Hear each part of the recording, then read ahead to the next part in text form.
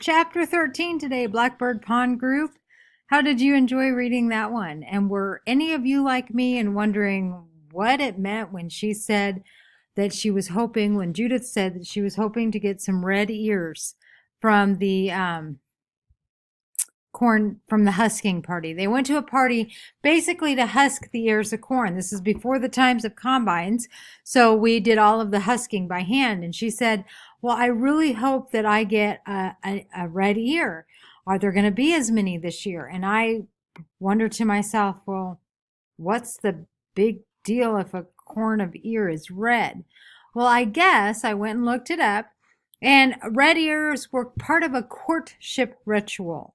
So if when you are husking an ear of corn, you happen to get a red ear, then you were able to publicly kiss a person that you are interested in, which any other time would be considered as shameful, but this time it is a-okay. So that's what the whole scandalous thing that Judith is talking about with the red ear of corn. And she says, hey, if I happen to get two, I'll give one to William too. And Judith, or Kit's kind of like, I don't feel comfortable about this. And she said at her own sudden suspicion, Kit blushed crimson. Well, what color is crimson? That's right, it is red. All right. And then Judith goes on. She's feeling very, very excited and happy. So she puts her arm through Kit's arm and they head off. And she's like, today is going to be a great day. Well, Kit manages to steal away a little bit of time to go to Hannah's house. And who had been there earlier that day? That's right, little Prudence had been there. And what had she been doing? That's right as well. She had been reading. She's kind of challenging herself to read. Hannah either can't read herself or just can't see the letters anymore. And she wishes she could help her, but she doesn't really get that chance. So, anyway, sorry, I forget where I'm going. Kit had stopped by there, and on her way back, she happens to run into who? Yes, John Holbrook. And she kind of wonders if John was hoping to run into Judith. And she tells him that she was, I stopped to see Hannah Tupper. She said the name deliberately and was rewarded by his startled eyes. Why does she want to startle John? What is her end game here? What is the point of all of this? What do you think? He was startled, and he says, does your family know? And he says, she's a Quaker. And Kit is, I don't understand what that matters. That's really not a big deal.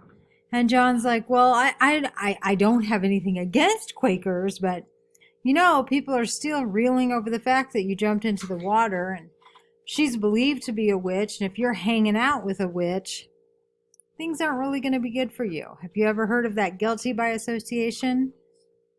I'm sure sometimes your parents tell you, hey, you need to watch out who you're hanging around with because you might get a bad reputation based on those who you are choosing to hang around with. Does that make sense? Okay. Anyway, all right. So they go on and they're walking along, and what does Kit find out about John Holbrook? Bless you, Ashton. Who is he interested in? Is he interested in Judith? No, he's interested in Mercy, and she is thrilled. Kit is thrilled because she knows, remember earlier on in the book, she had noticed the way Mercy looked at John. And she, you know, the nice cousin, the one who's always nice to her, is finally going to get this good guy who's interested in her.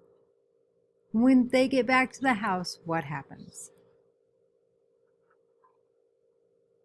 Yeah, Judith's outgoing personality kind of stood in the way, and it scared John from asking permission to court Mercy. Judith is very overbearing, and she's like, oh, I know what he's here for. Well, would he have courting Mercy caused a problem for Judith, do you think? Matthew Morgan. So yeah, it may have caused a problem, but we don't know yet, because when they got back to the house and he said, I'd rather stay with Mercy, I have something I'd want to talk to your dad about, Judith is immediately up. And she's like, oh, I know what this is. You know what this is. And right in Matthew's face, does not give John a chance to say, no, it's Mercy. And when she does take a breath, is John willing to stand up and say, actually, it's Mercy I'm interested in? Why do you think he does not?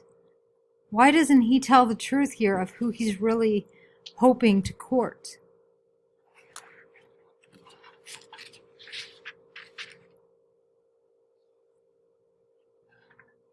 I don't know either. I think he's scared of hurting somebody, and he's scared of doing the wrong thing. I think deep down, John is just a good guy, and he does not know how to handle this situation. I thought it was interesting. Kit is willing him to be honest and willing him to say who he's come for. And he doesn't. And then Kit thinks, well, maybe I dreamed him saying he was interested in Mercy. And she's like, no, I didn't dream on it. She says she had counted, and I'm on page 143, she had counted on Judith's pride. But Mercy did not have Judith's pride. It was something much stronger than pride that upheld her. Well, in your group, I want you to discuss what you think that something much stronger than pride actually is. What can be stronger than pride? Remember, pride is considered not necessarily a good thing, and mercy is intrinsically good. So what is it that she has that is stronger than pride? Now, do you think you have that same quality? Why or why not? Would you like that same quality? I'm anxious to read this discussion. All right, so then as they're walking to the dance, Judith and John are walking up ahead, and William's kind of holding Kit back. And he makes the point to say, hey, you know what?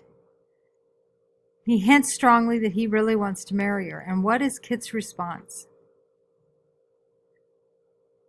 That's right, she's asking him to wait. And what reason does she give him?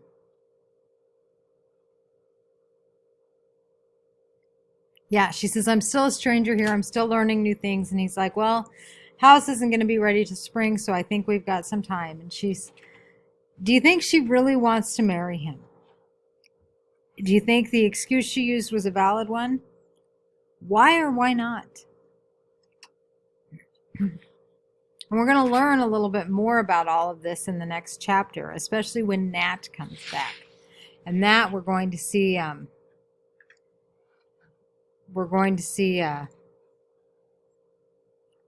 little bit of a conflict. That's what I'm looking for. All right, at the very end of the chapter, one of the red ears is found, and Judith laughs and says, well, I don't have any need for it. And she throws the ear at William. Why do you think she does that? Remember, at the beginning of the story, William was the one she was going to marry. Now that's all changed. What does that tell us about Judith? All right, you guys, you have a great day. Nice work. I can't wait to read your discussion. Way to go, Blackbird Pond Group.